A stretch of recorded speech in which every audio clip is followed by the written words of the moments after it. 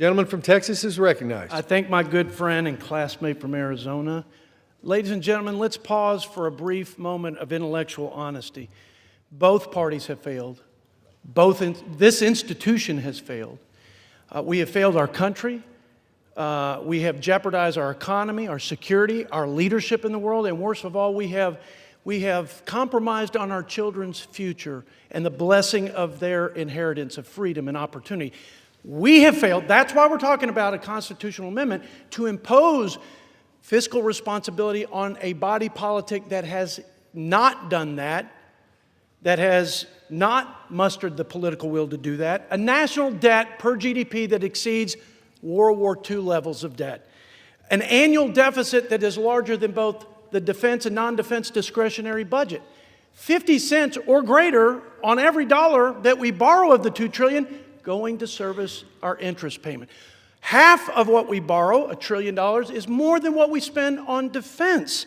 And then there's this ominous forecast by CBO that even at $39 trillion today, where we're teetering on potential sovereign debt crisis, we will add $180 trillion to the national debt in the 30-year out.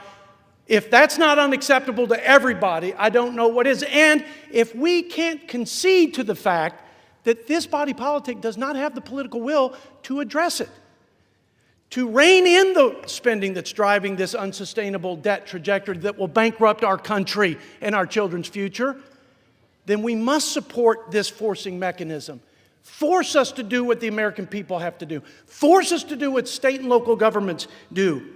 Here's another stunning and startling for some, but for all a sobering fact.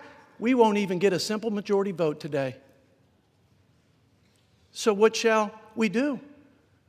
Well, we should look to Article 5 of the Constitution, where the sovereign states and we the people can petition their government for another path to amend the Constitution. Guess what?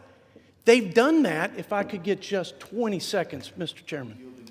30 seconds to my friend. Gentleman is recognized for an additional 30 seconds. Well, in the late 70s and early 80s, they did that, and they had the requisite applications to have an Article 5 Convention of the States, to rein in us, the knuckleheads that refuse to accept that it's not a Democrat problem or Republican problem, it's an institutional problem that persists and will destroy the greatest nation in human history.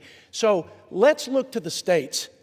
And let's call that convention like we should have done in the 70s and 80s. And let's let them rein us in, restore fiscal sanity in their nation's capital, and reverse the curse that looms large over this country. And with that, I yield back.